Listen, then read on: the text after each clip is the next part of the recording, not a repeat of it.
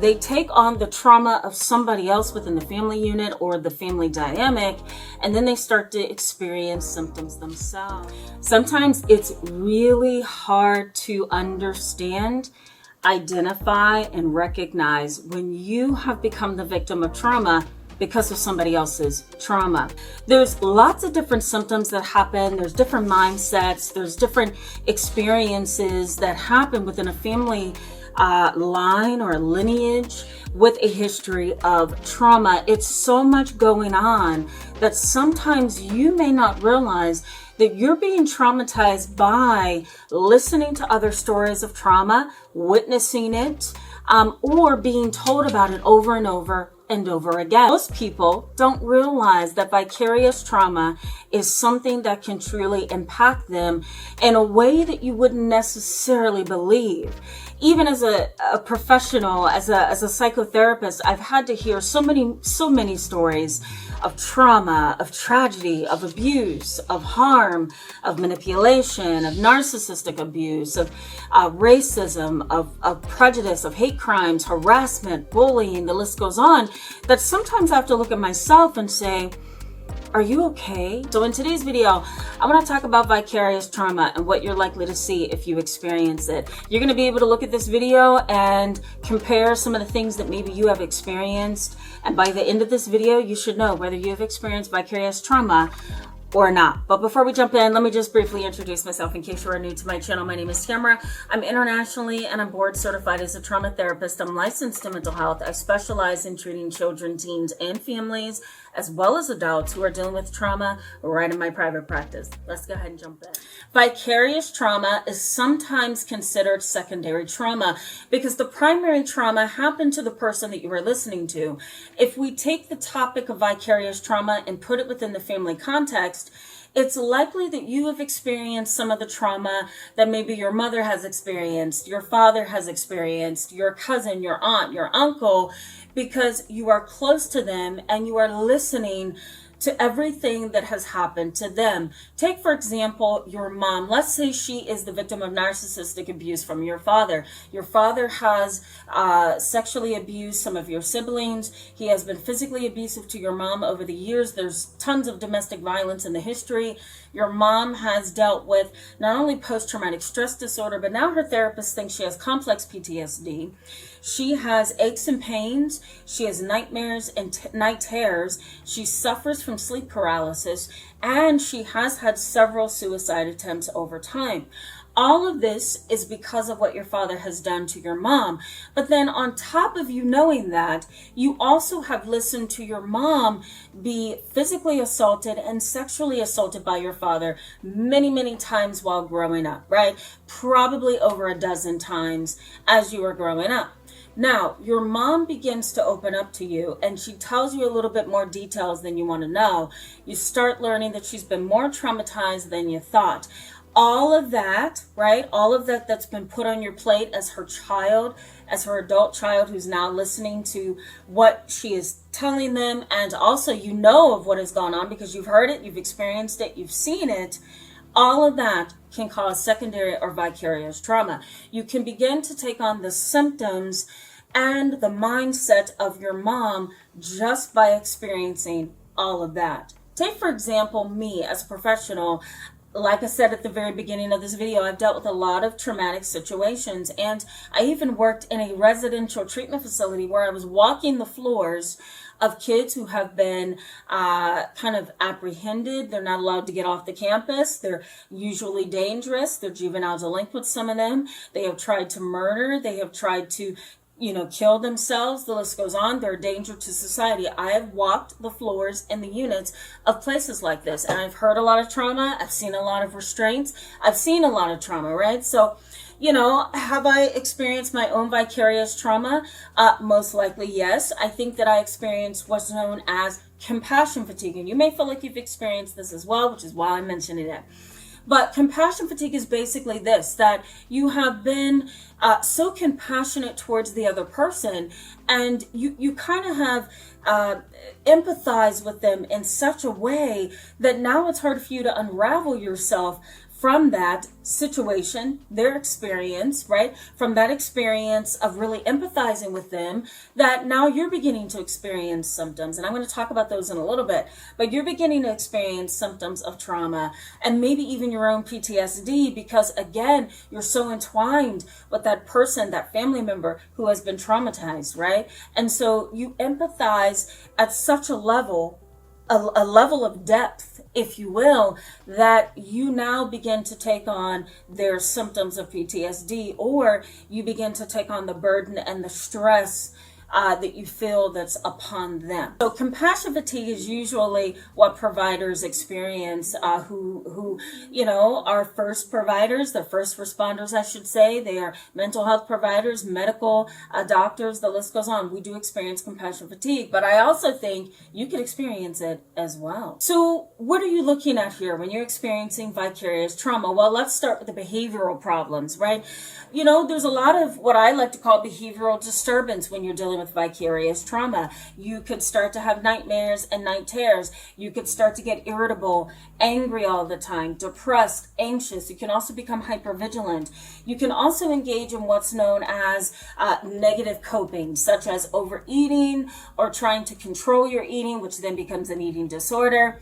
You could also engage in negative coping by doing something in excess, right? So overcompensating or overdoing something to the point of it becoming unhealthy, right? Overeating is unhealthy. Gaining extra weight, right? Overdoing exercising. Just doing everything in an over-the-top way can also become a signal that you are also experiencing trauma, that you're experiencing vicarious trauma. There's also physical disturbance, meaning you may start to get chest pains, you may start to get headaches, your body may ache like you have fibromyalgia or rheumatoid arthritis. You may also notice that your breathing rate has changed, right? You kind of breathe like you're constantly having a panic attack. Your asthma may get worse, right? You may also find yourself dealing with migraine headaches a little bit more, or other neurological symptoms.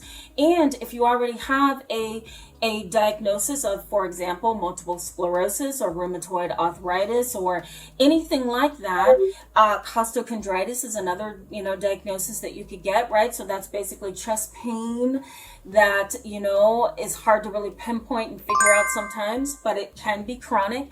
All of those things can be exacerbated by that traumatic situation that you are now taking on yourself. There's also cognitive and emotional changes that you are likely to see within yourself as well. The cognitive changes could be low self-esteem, low feelings of self-efficacy, inattention or ADHD or ADD-like symptoms. Perfectionism, really needing to be perfect, right? Everything has to be perfect. You're kind of holding on to that perfection in your life because that's the thing you have control over, right? You may also notice kind of like this fear of a lack of meaning in life. You may start second guessing your life and your purpose and the reason and the purpose for things happening in your own world, right? You may experience what I call an existential crisis or discomfort, meaning you're really starting to question death and life and your meaning and others' meanings in your world and how you should see life and how you should see love and relationships and spiritual things and religion, and the list goes on, right? So you can go down that rabbit hole and really get stuck. You may also feel disoriented and confused sometimes, and you may experience suicidal thoughts or what we call suicidal ideation. If we go to the emotional disturbance, you're likely to experience roller coaster moods, right? Crying spells, depression. You may also become very oversensitive to things, right? You may have a hard time really engaging in relationships and environments in a way where you are fully and completely thrown into that situation in a healthy way. In other words, you may feel like you're not fully experiencing life, right? You're kind of surviving and not living, so to speak. You're surviving, but you're not living. And there's a difference there. Surviving means I'm just here breathing and trying to get from one moment to the next. Living means I'm experiencing every moment of my life. So you may experience kind of an absence of living your life in a healthy way. Emotional numbing, or just kind of feeling just triggered by everything in daily life. You almost become like Bubble Boy, so to speak, right? This is a little bit of a humorous analogy, but he has to have a bubble around him because everything impacts him and affects him. And so, you know, when you're dealing with vicarious or secondary trauma, the same thing can happen to you. Now, there's also the social disturbance and the social piece, of vicarious trauma, and that is social isolation and withdrawal, anxiety socially, right? You may have a hard time going into stores or really wanting to be a part of life. You may also acquire symptoms of agoraphobia, which is a fear of open spaces, a fear of kind of being in the open, right? Having to engage socially. You may also notice projection, right? You begin to project your own feelings and your thoughts onto other people, and you begin to kind of see everybody in an evil, hurtful way. Everybody's the devil to you. Everybody is out to get you kind of mentality, which isn't always wrong, right? I think there's some reality to that. I think there's some truth to that. But when you're experiencing somebody else's trauma or vicarious or secondary trauma, you kind of become a little bit defensive about everything, right? And you become a little oversensitive. And you may also notice that, you know, you kind of have this change in how you approach social situations. You may be a little more guarded. You may have your walls up really high, and you may really have a difficult time processing what people mean when they communicate with you or when they engage with you in any social way, right?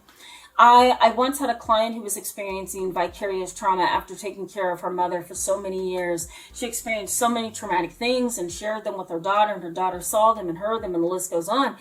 And she would go grocery shopping every Tuesday night. And every Tuesday night, she would take her pepper spray, a pocket knife, which I don't think this is abnormal. I think that's something that you should always do. She would take 2 cell phones in case one died. And she would keep one in her car, one on her person. And she would kind of go through the grocery store. I went grocery shopping with her one time just to kind of give her some, not EMDR therapy. It was more so desensitizing her to what she was most afraid of, you know. And so I went with her for a therapy session, and she just ran around the store just kind of like in a panic, trying to hurry up and get everything so that she could get into her car, which was safety for her. So you kind of want to look at how you're engaging in society. Have I changed? Has there been a shift? Like, what's going on here, and how I respond to life? Now, I do want you to know that vicarious trauma is very different from burnout. Burnout is a whole other story. Vicarious trauma, compassion fatigue, or secondary trauma, those things are important because you can experience them, you know, just by listening to and hearing about somebody else's trauma, experiencing it yourself, and then hearing it from somebody else constantly and repeatedly can also put you in that mode. If you want to learn a little bit more about this topic, check out my video right here, and check out my live chat that I just had recently right here. Thank you so much for being with me in this video tonight, guys. Go ahead and hit that subscribe button if you want to stick around. I'll see you in the next video. Bye-bye.